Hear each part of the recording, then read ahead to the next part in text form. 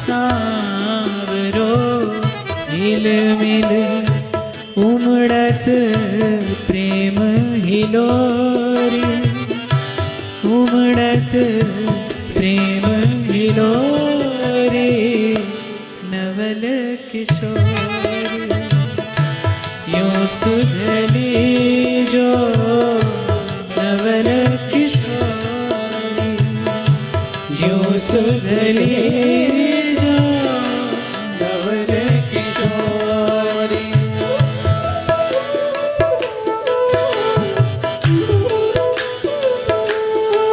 प्रेम से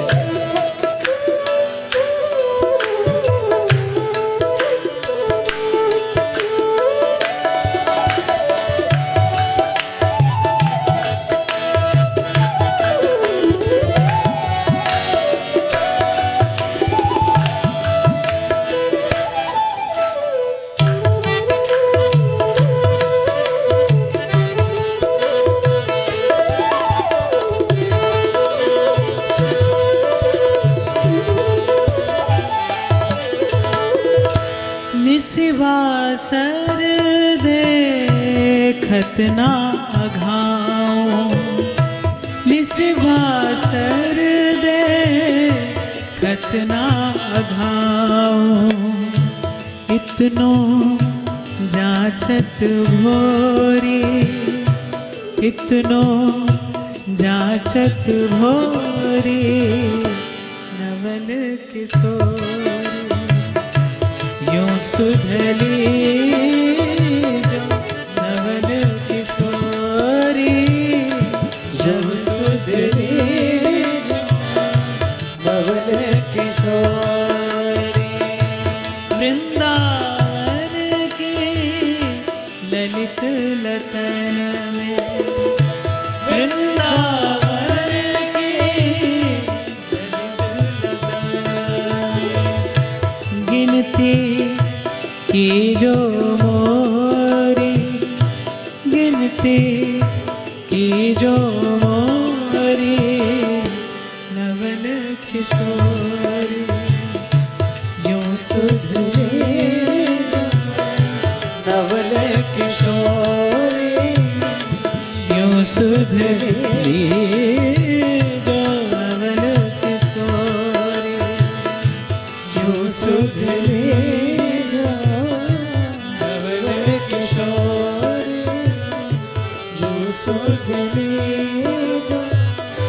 नवल किशोरी। वृंदावन की ललित लतन में गिनती की जो मोरी, पर येन केन प्रकारेण वे स्वामिनी वृंदावन रज दीजे और दिए कछु भावत नाही। इतनी प्रगाढ़ अनुरक्ति रसिक हृदय के वृंदावन के प्रति है। वस्तुतः इस रसोपासना की दुर्बलता नहीं, विवशता है कि इसका कोई भी भाव अभिव्यक्त करने में वाणी किसी भी प्रकार समर्थ नहीं है। वाणी को केवल एक संकेत प्राप्त करके, जैसे कोई आपको एक रत्ती स्वर्ण दिखाए और फिर कहे कि आप सुमेरु पर्वत का अनुमान कर लीजिए, ऐसे ये किंचित ये जो वाणी के माध्यम से उस रस को स्पर्श करने का जो असफल प्रयास किया जा रहा है, उससे आप केवल अनुभव करने की कोशिश करें, प्रयास हो आपका उसकी अनुभूति का। ऐसी अनुरक्ति है रसिकों की इस वृंदावन के प्रति। और प्रेम की ये कृपा है, प्रेम देव का ये अनुग्रह है कि वो दृष्टि को इस प्रकार धन्य कर देता है कि फिर दृश्य बदल जाने की अपेक्षा ही नहीं रहती। कल भी हम लोग चर्चा कर रहे थे कि प्रेम का स्पर्श हो तो वृंदावन की ये मैली कुचैली गलियां जो आज आपको मैली कुचैली सी प्रतीत हो रही है, आपको नंगे पांव चलने में जिसमें संकोच होता है, यदि प्रेम का भाव स्पर्श कर ले तो हो सकता है आपको पदे पदे अनुभव होने लगे कि मंजुल मृदुल मनोहर सुख निधि सुभग सिंगार निकुंज गली के, जावक जुत जुग चरण लली के। कैसी दशा बीठल दास जी की हुई होगी कि राजाज्ञा आई है, किसी भी प्रकार का उपद्रव संभव है, क्योंकि मैं तो किसी भी स्थिति में वृंदावन छोड़कर जाने को उपस्थित नहीं हूं, किसी भी प्रकार से उपस्थित नहीं हूं। क्या हो, क्या किया जाए? श्री महाप्रभु जी की ओर देख रहे हैं असहाय दृष्टि से। अन्य परिकर जो बैठा था कि राजाज्ञा है, आपको चले जाना चाहिए, निरंतर वृंदावन वास करते करते आपकी गृहस्थी की दशा भी कुछ ठीक नहीं है, धनोपार्जन का कोई साधन नहीं है।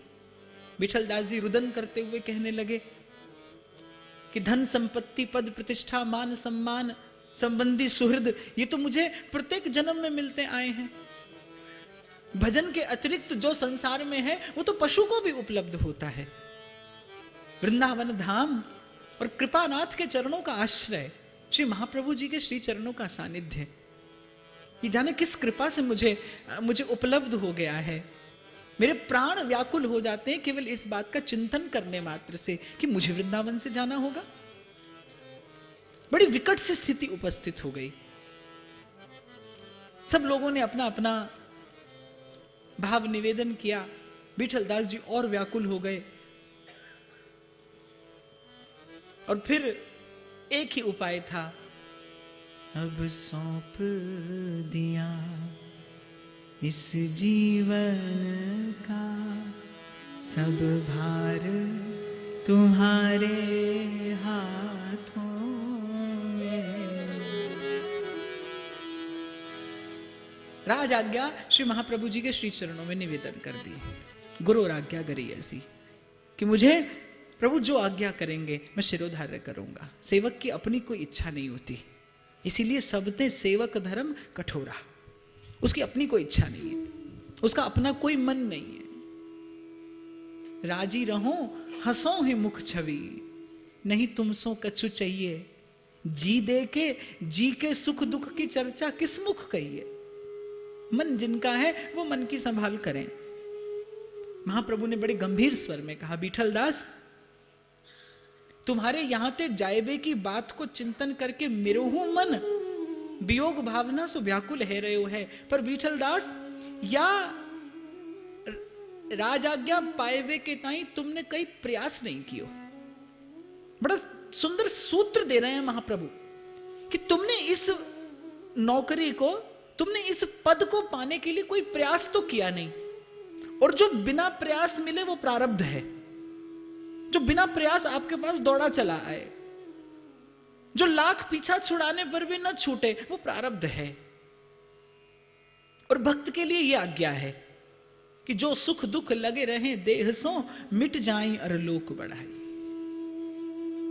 भजनी ऐसो चाहिए छुटे न मन की चाल, सुख पाए फूले नहीं और दुख पाए बिल्लाए। विठल दास जी ने विचार किया कि वृंदावन छूट गया और अंत समय श्री जी की विस्मृति हो गई। मुझे अपने मन का भरोसा नहीं, साधक का लक्षण है ये। जो सावधान रहे, ना जानो छिन अंत कवन बुद्धि घटे प्रकाशित। यहां तो वृंदा अटवी जननी की भांति मातृवत पोषण करती है रसिकों का। वृंदावन की रेणु में मरिबो मंगल आए। यहां तो मृत्यु उत्सव है, अभिलाषा की जाती है और जन्म भर का प्रयास निष्फल होते भी देखा जाता है। जन्म भर वृंदावन का वास हुआ, नित्य की परिक्रमा, रोज का दर्शन, लेकिन प्राण वृंदावन में नहीं छूटते, वृंदावन का विश्राम नहीं मिलता। यहां तो मृत्यु जन्म जन्मों की अभिलाषा है, चिरवांछा है कि वृंदावन की रज में रज हो जाया जाए। वृंदावन छूट गया और मुझे श्री जी की विस्मृति हो गई तो बाजी उलट जाएगी। श्री महाप्रभु जी का एक बाल सखा था रंगा, उसने कहा अरे लटनो और बाजी को पड़ जानो, पौ 12 हो जानी। बोले ये तो सब गुरुदेव के हाथ की बात है, ये कृपा करेंगे तो जूनागढ़ वृंदावन बन जाएगा। महाप्रभु मुस्कुराने लगे कि बीठल दास हमारा विचार तो ये है कि इस पद को पाने के लिए तुमने कोई प्रयास नहीं किया, ये तुम्हारा प्रारब्ध है, इसे बड़े प्रसन्न चित्त से स्वीकार करो। और क्यों चिंता करते हो, तुम जहां जाओगे वृंदावनेश्वरी तुम पर सहज कृपा रखेंगी। कहते कहते कहते कहते महाप्रभु करुणाद्र हो गए। महाप्रभु का कंठ स्वर विगलित होने लगा कि विठलदास चले जाओ, तुम जहां जाओगे वृंदावनेश्वरी तुम पर सहज कृपा रखेंगी। आवश्यक नहीं है, शिष्य के पास तो अपने प्रेम की अभिव्यक्ति करने के लिए बहुत सारी अभिव्यक्तियां हैं, प्रणाम है, दंडवत है, सेवा है, पर गुरु की अभिव्यक्ति मौन होती है, गुरु की अभिव्यक्ति गंभीर होती है। शिष्य जितना स्नेह गुरु से करता है, यदि शिष्य के मन में स्नेह है तो इसीलिए तो है कि गुरु का शिष्य पर स्नेह है। यदि गुरु की कृपा ना हो तो शिष्य के मन में निर्मल स्नेह स्फुरित कैसे हो, निर्मल स्नेह प्रकट कैसे हो। महाप्रभु कहते कहते करुणाद्र हो गए। महाप्रभु का कंठ स्वर कंपायमान हो गया कि विठलदास जाओ, तुम जहां जाओगे श्री जी तुम पर कृपा रखेंगी। विठलदास क्या कहते, गुरु की आज्ञा है, प्रसन्न। पर प्रभु एक कृपा करिए। विठलदास जी का नियम था कि श्री महाप्रभु जी के श्री चरणारविंद का दर्शन करके उनके चरणों का धोवन, उनका पाद प्रक्षालन करके उनका चरणामृत जिह्वा पर रखते थे और अपने दिवस का आरंभ करते थे।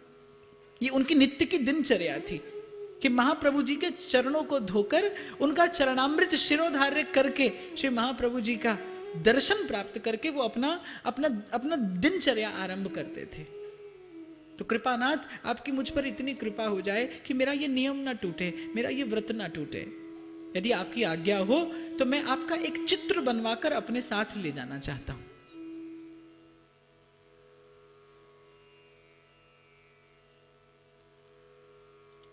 महाप्रभु मुस्कुरा दिए और आज आपको, हमको, संसार को श्री महाप्रभु जी का जो चित्र प्राप्त होता है वो विठलदास जी की कृपा है। उन्होंने कृपा करके याचना की महाप्रभु से कि आपका चित्र यदि हमें प्राप्त हो जाए। मैं अभी आपसे कह रहा था ना कि न तो अर्जुन को मोह संभव है, न गोपी को मान संभव है। ये तो केवल श्री कृष्ण की लीला के उपकरण बनते हैं। सब लोग कहते हैं अर्जुन को मोह हुआ, अर्जुन को मोह हुआ। अर्जुन को मोह किसी दृष्टि से संभव नहीं है। एक नर और एक नारायण। अर्जुन को मोह होना होता तो तब होता जब श्री कृष्ण ने विकल्प दिया था कि एक और नारायणी सेना और एक और मैं, इस व्रत के साथ, इस शपथ के साथ कि युद्ध में मैं शस्त्र नहीं उठाऊंगा, निशस्त्र कृष्ण और एक और नारायणी सेना। अर्जुन को यदि मोह होता तो तभी हो जाता। जो निशस्त्र श्री कृष्ण को अपने पक्ष में रखकर अपनी विजयश्री निश्चित कर चुका है, वो तत्वज्ञ, वो मेधावी कैसे मोहग्रस्त हो सकता है। भगवान की लीला थी। भगवान ने कहा अर्जुन तुम्हें उपकरण बनना पड़ेगा, तुम्हें मोह का स्वांग रचना पड़ेगा। राम ते अधिक राम करी दासा। विठलदास जी की कृपा कि हमको उन चरणों का दर्शन नित्य सुलभ हो गया। विठलदास जी ने चित्र बनवाया, श्री महाप्रभु जी को दिखाया और महाप्रभु जी की आज्ञा लेकर राजा की सेवा में उपस्थित हो गए। नियम था महाप्रभु जी का उच्छिष्ट पाने का। प्रधानमंत्री थे, धन संपत्ति वैभव की कोई कमी नहीं थी, लेकिन अपनी आय का एक बहुत बड़ा हिस्सा जो वेतन उनको राजकोष से दिया जाता था, उसका एक बहुत बड़ा हिस्सा वो खर्च करते थे। किस बात पर कि नित्य प्रति कुछ घुड़सवार लगे थे जो नित्य प्रति वृंदावन आते थे और श्री महाप्रभु जी का उच्छिष्ट लेकर उनके पास में पहुंचते थे। महाप्रभु जी का उच्छिष्टामृत पाने का उनका प्रण जीवन भर रहा। कल मैं आपसे कह रहा था कि ये प्रेम का देश है। यहां कोई साधारण व्रत नहीं लिया जाता। यहां कोई ऐसा व्रत जिसमें कोई ऐसी विधि और कोई ऐसा निषेध हो। जब श्री महाप्रभु विराजमान थे और महाप्रभु ने अपनी अनन्यता के धर्म का निर्वाह करने के लिए एकादशी व्रत का परित्याग किया, यहां का समस्त वैष्णव संप्रदाय, यहां के समस्त वैष्णव, जाने उनकी कैसी प्रतिक्रिया रही होगी। सेवक जी महाराज लिखते हैं कि करत जे अनसहन निंदक तिन्हु पे अनुग्रह कियो। अनसहनी निंदा महाप्रभु की हुई उस समय, पर प्राण जाए पर धर्म न जाए। जेहि पत राखे धर्म की तेई राखे करतार, धर्मो रक्षति रक्षितः। अपने प्रेम धर्म की रक्षा की।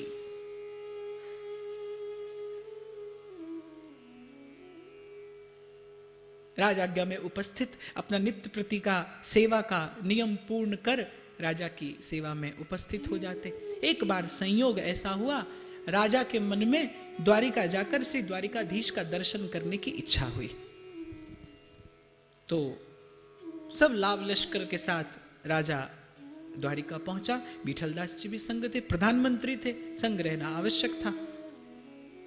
जब राजा दर्शन करके जूनागढ़ लौट आया, राजा का विठलदास जी पर बहुत स्नेह भी था, वो इनका बहुत आदर भी करता था। इनकी सत्य निष्ठा के प्रति उसके मन में कुछ श्रद्धा भी थी।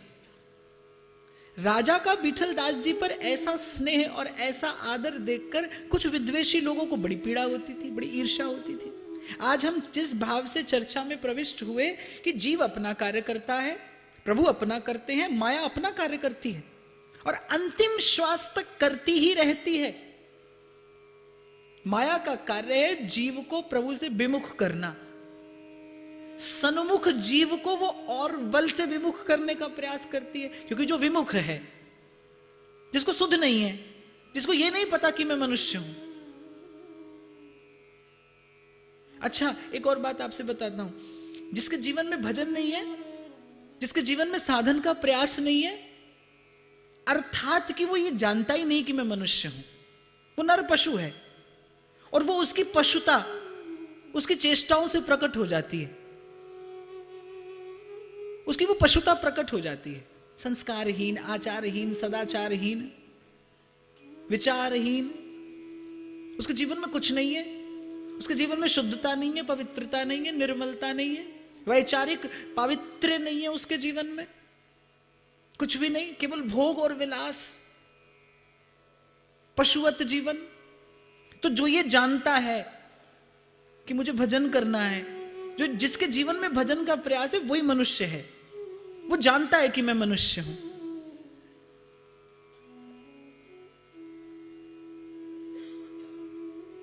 तो माया अपना कार्य करती है। विमुख जीव पर उसका प्रयास कम रहता है, सन्मुख जीव पर अधिक रहता है। भक्त के जीवन पे पदे पदे अवरोध है। व्यास जी तो कहते हैं, भक्त बिन कौन सहे अपमान। जितना अपमान भक्त का होता है, किसका होता है? जो अपमान इस संसार में भगवान की प्रिय सखी द्रौपदी का हुआ, किसका और होगा? किसका होगा?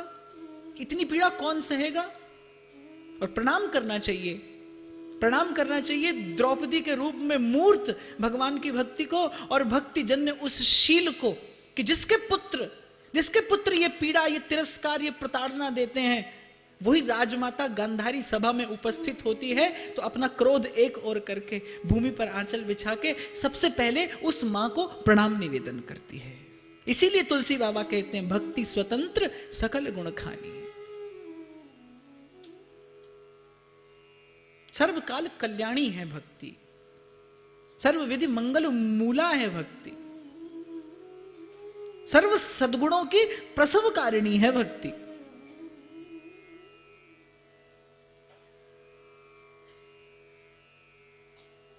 तो विद्वेषी लोगों को बड़ी चिढ़ रहती थी विठलदास जी से, और विठलदास जी से भी अधिक चिढ़ थी राजा के द्वारा दिए जाने वाले मान और सम्मान से।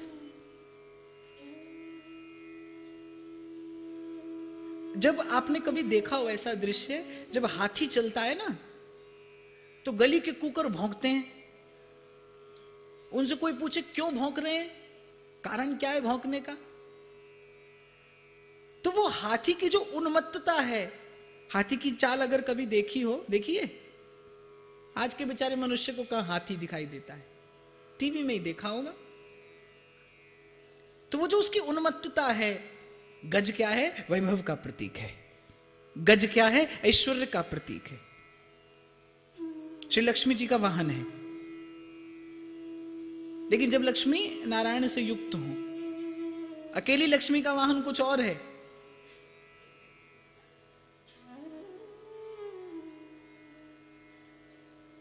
दर्पण देख लेना। जो भजन नहीं करे सो तो ऐसा ही है। जिसको अकेली लक्ष्मी चाहिए वो स्वयं लक्ष्मी जी का वाहन है। जैसे लक्ष्मी जी अकेली चाहिए बिना नारायण के। कबीर कहते नारी पुरातन पुरुष की क्यों न चंचला होए। भगवान के बिना भी कुछ, भजन के बिना भी जीवन में श्री संभव है, समृद्धि संभव है नहीं।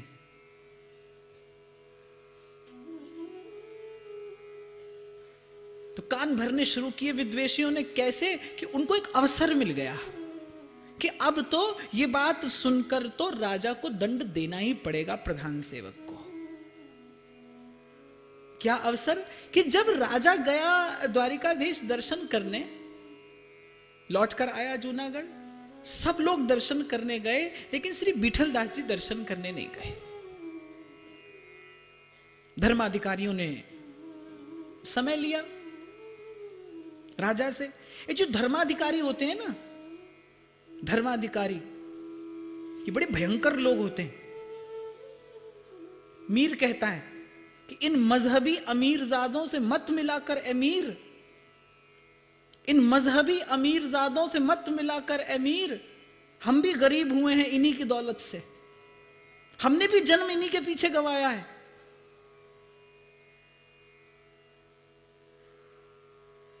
क्योंकि जो धर्म आपको अधिकारी बनाए वो धर्म कहलाने योग्य नहीं है। विद्या ददाति विनयम। जिस धर्म को धारण करने से प्रभु के दासत्व का भाव मन में उपजे, मैं सेवक सचराचर रूप राशि भगवान, वो सद्धर्म है। हमारे बाबा कहते थे, बोले भैया राम बड़ा ना दामोदर और सबसे बड़ी चौधर। ये दंश है जो सबको लगता है, कीर्ति का, पद का, अधिकार का। तो धर्माधिकारियों ने सभा बुलाई, राजा को बुलाया, राजा आकर उपस्थित हुआ। ऐसा कौन सा उपद्रव हो गया, ऐसी कौन सी विपदा आ गई जो असमय आपने हमको बुलाया? बोले महाराज उपद्रव से भी बड़ा उपद्रव, महा उत्पात हो गया और जाने क्या क्या नहीं कह दिया। हुआ क्या, किसने किया? उपद्रव का भी ये उपद्रव है। क्यों? क्योंकि ये किया किसी धर्मात्मा ने है। धर्मात्मा उपद्रव करे तो महा उपद्रव है, क्योंकि किया धर्मात्मा ने है। किसने? आपके प्रधान सेवक ने। वो कैसे कोई उपद्रव कर सकते हैं? उन जैसा शीलवान, उन जैसा सत्यनिष्ठ, उन जैसा धर्मज्ञ नीतिज्ञ, उन जैसा निष्काम सेवा परायण व्यक्ति कैसे कोई उपद्रव कर सकता है? कैसे कोई अपराध कर सकता है? सुनिए महाराज, धर्माधिकारी तैयारी करके आए थे। सुनिए महाराज, आप जब द्वारिकाधीश का दर्शन करने गए तो आप जानते हैं भगवान के धाम में जाकर और भगवान का दर्शन करने जाना ये प्रत्येक वैष्णव का कृत कर्तव्य है। राजा ने कहा बिल्कुल ठीक, ये हमारी सनातनी परंपरा है, बिल्कुल ठीक। सब लोग गए। कोई साधारण व्यक्ति नहीं जाता तो महाराज बात छिप जाती। पर आपका धर्मा, आपका प्रधान सेवक, आपका प्रधानमंत्री, जिसे आप बड़ा धर्मज्ञ और नीतिज्ञ कहते हैं, जो बड़ा नीतिवान है, जो सत्यपरायण है, उसने द्वारिकाधीश का अपमान किया, उसने द्वारिकाधीश की अवहेलना कर दी। वो द्वारिका जाकर द्वारिकाधीश का दर्शन करने नहीं गया। अब वो लोग तैयारी से आए थे, इतने में सैनिक ने आकर बीच में कहा कि महाराज द्वारिका से कोई पधारा है। ये निंदा का यज्ञ चल रहा था, आहुति देने के लिए द्वारिका से एक पंडित और आ गए। बोले महाराज हम भी अपनी एक वेदना लेकर आए हैं। महाराज समझ गए। बोले क्या हमारे प्रधान सेवक के विषय में कुछ कहना है? जी महाराज, उनके इस क्रिया से, उनके इस कर्म से सारे द्वारिकावासी बड़े पीड़ित हैं कि आपका प्रधान सेवक। क्या होता है, जो व्यक्ति उच्च पद पर है, जिस व्यक्ति की बड़ी प्रतिष्ठा है, उसका एक एक कर्म अनुशासन होता है, उसका एक एक कर्म आदर्श होता है। जो महत जन होते हैं उनके बताए, उनके बनाए पथ पर लोग चलते हैं। महाजनों ये न गता सुपंथा, इसलिए उसे बहुत सावधान रहना चाहिए। यद्यपि हो सकता है हो सकता है उसे लोकाचार की, उसे लोक व्यवहार की, उसे धर्म के आचरण की भी आवश्यकता न हो, लेकिन यदि वो आचार्य पीठ पर है, यदि वो किसी उच्च पद पर आसीन है, यदि यदि कोई उसका अनुगमन करने वाला है, यदि कोई उसके अनुकरण में चलने वाला है। हमारे श्री डोंगरे जी महाराज कहते थे, बोले जो व्यास गादी पर बैठे, बोले उसका जीवन गंगा जल के समान निर्मल होना चाहिए, उसका जीवन गंगा जल जैसा पवित्र हो। मनस्य एकम, वचस्य एकम, कर्मण्य एकम। क्योंकि यदि किसी का शब्द किसी के हृदय में संस्कार उत्पन्न कर सकता है, तो वो शब्द किसी के हृदय में कुविचार उत्पन्न भी कर सकता है। और यदि कोई शब्द किसी को कुविचार की ओर ले जा सकता है, तो वही शब्द, वही वाणी हृदय में संस्कार का बीज भी डाल सकती है। इसलिए आचार्य को अधिक सावधानी की अपेक्षा है अपने पद की गरिमा के लिए। तो महाराज उन्होंने ऐसा कार्य किया। सारे द्वारिकावासी पीड़ित हैं, नहीं भी होते तो धर्माधिकारियों ने पीड़ा दे दी, तैयार कर दिया कि किसी प्रकार आओ और कहो राजा से। एक बार तो राजा ने कहा कि यदि एक व्यक्ति दर्शन करने नहीं भी गया तो उससे द्वारिकाधीश के वैभव में तो कोई कमी नहीं आ जाती, द्वारिकाधीश का ऐश्वर्य तो कम नहीं होता। पर शास्त्रीय दृष्टि से देखा जाए तो बात ठीक है कि किसी भी वैष्णव के लिए ये उचित नहीं है कि वो भगवान के धाम में जाकर भगवान का दर्शन करने न जाए। शास्त्र तो ये आज्ञा देता है किसी भी नगर में आप जा रहे हैं तो नगर के देवता को प्रणाम करना चाहिए।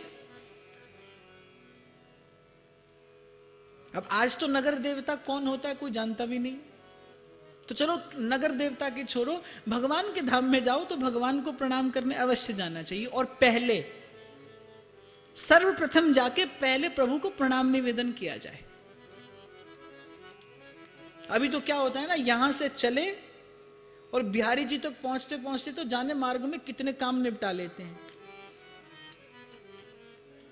जब जाके बिहारी जी का नंबर आता है, ऐसे हमारे एक बाबा थे, वो तो ऐसे थे कि किसी को प्रणाम करके कोई उन्हें प्रणाम करे तो क्रोधित हो जाते थे। बोले थे हम प्रसादी दंडवत नहीं लेते, हमें ही पहले क्यों नहीं किया। खैर हमारे ठाकुर जी तो ऐसा नहीं कहते, पर फिर भी जब आप आए तो सबसे पहले प्रभु का दर्शन हो।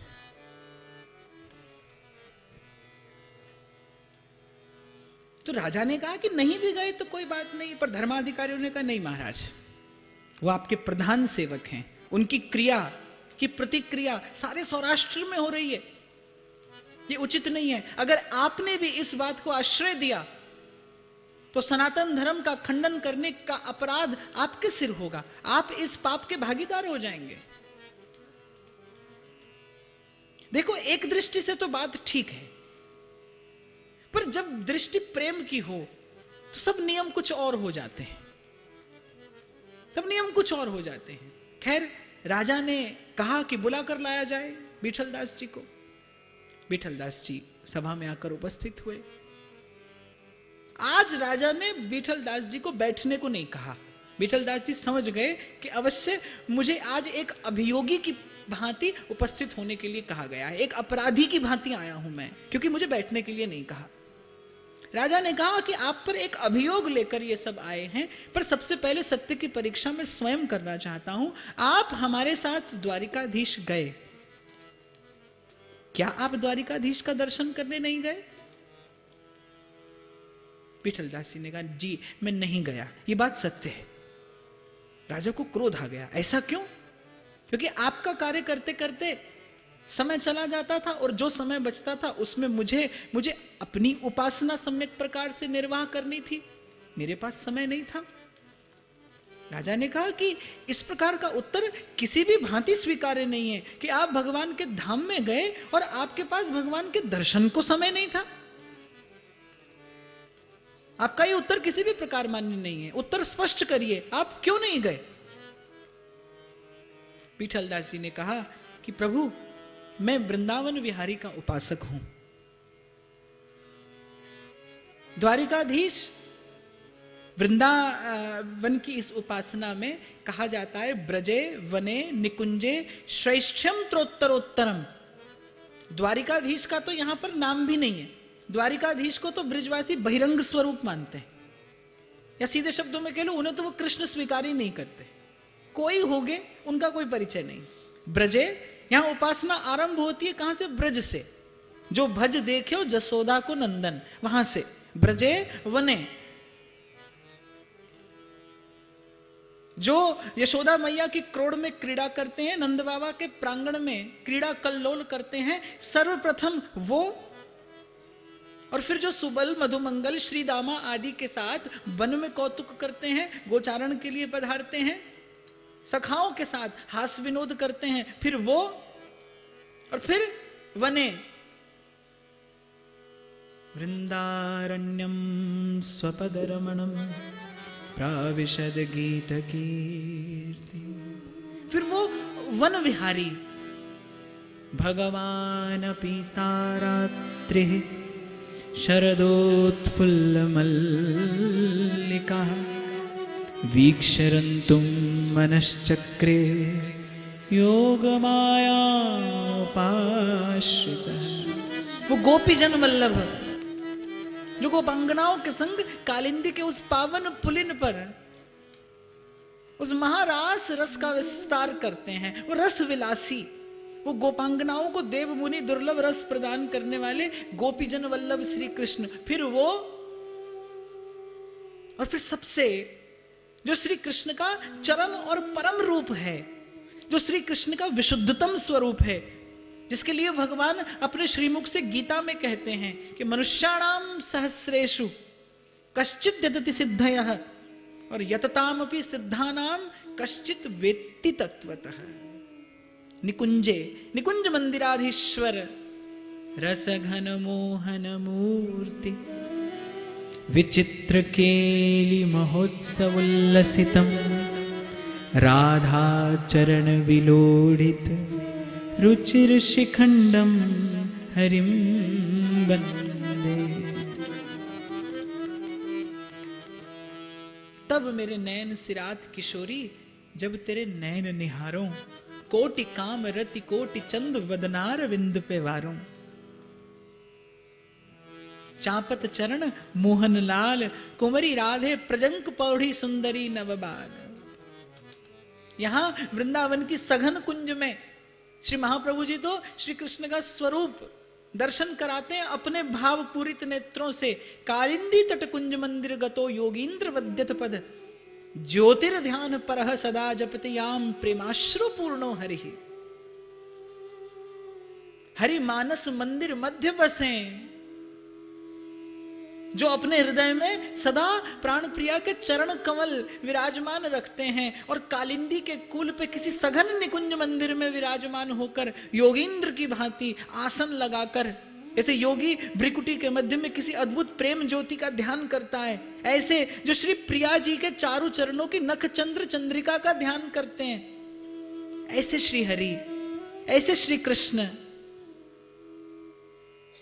फिर वो तो ब्रजे वने निकुंजे श्रेष्ठ्यम त्रोत्तरोत्तरम। सबसे पहले ब्रज, फिर वृंदावन और फिर निकुंज। ऐसा श्री कृष्ण का स्वरूप है, ऐसा श्री कृष्ण का उपास्य स्वरूप है यहां। तो वृंदावन विहारी, निकुंज मंदिराधीश्वर, निभृत निकुंज विलासी राधा वल्लभ लाल मेरे इष्ट हैं। अभी बीठल दास अपनी बात कह ही रहे थे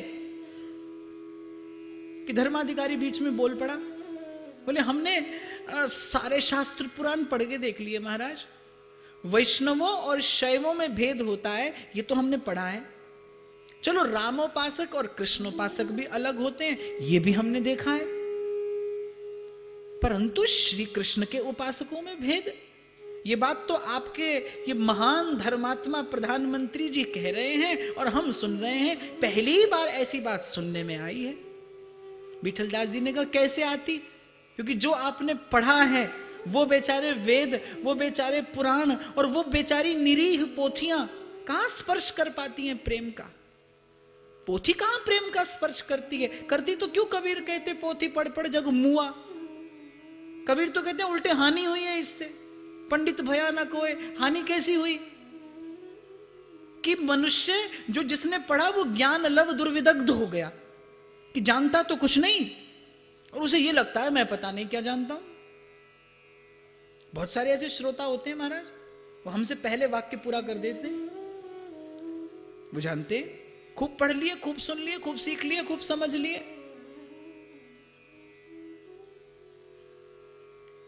और एक बड़ा सुंदर सूत्र मानस देती है कि सठ सुधरे ही सतसंगति पाए, कि दुष्ट तो सुधर जाता है सत्संगति पाकर, संत का संग पाके, साधु का संग पाके, पर मूर्ख होई कि ज्ञान जो गुरु होई बिरंची सम। लेकिन जो मूर्ख है, मूर्ख वो नहीं है जो नहीं जानता, वो अज्ञ है, वो अबोध है। वो मूर्ख नहीं है जो नहीं जानता, लेकिन जो जानता तो नहीं और ये जानता है कि मैं जानता हूं, वो मूर्ख है।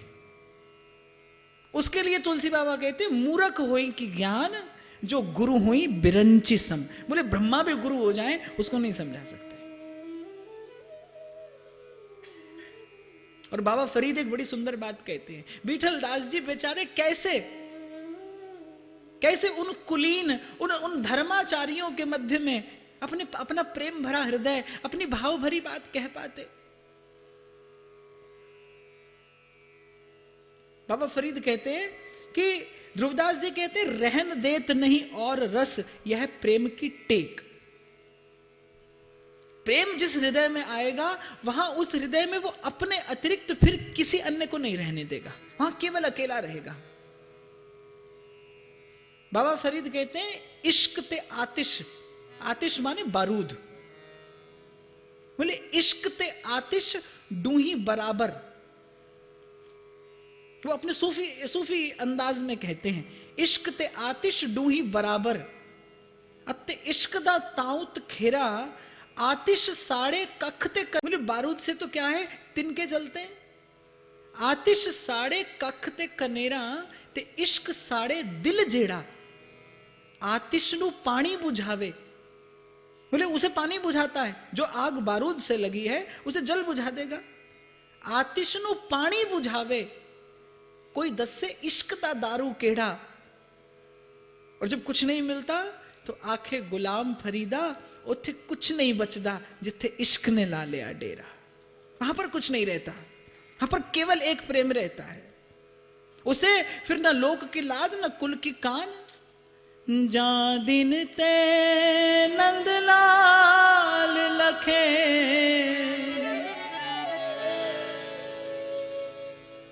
गोपी ये नहीं कहती कर प्रीति कि मैंने प्रेम किया नहीं, मैं तो स्वयं को बचाने का प्रयास कर रही थी, मैंने तो घूंघट कर लिया। और घूंघट की ओट से श्याम सुंदर और सुंदर लग रहे थे, उनके दर्शन की चाह और बलवती हो गई। जा दिन ते नंदलाल लखे कर प्रीति पतिव्रत धोए चुकीरी।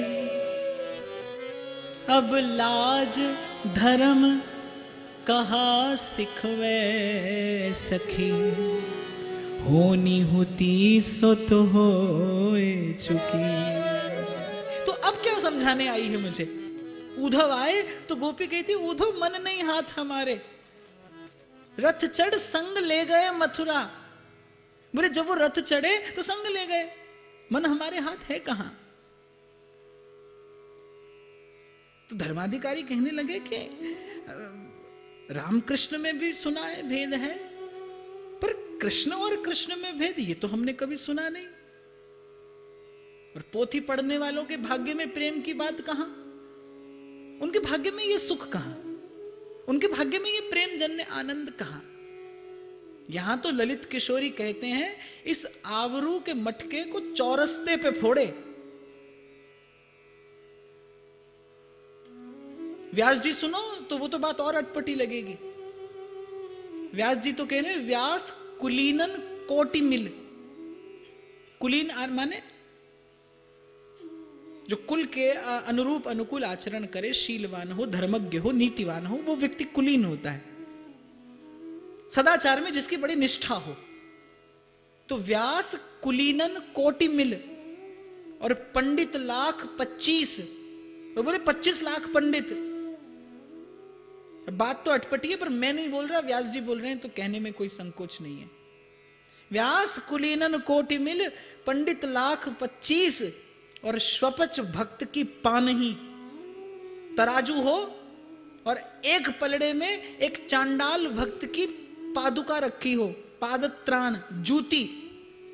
स्वपच भक्त की पानही और तुलत न तिनके शीस। उन पंडित लाख 25 लाख पंडितों के शीस एक पलड़े में हो, और एक पलड़े में शीस माने कटा हुआ शीस नहीं, बुद्धि रहती है यहां।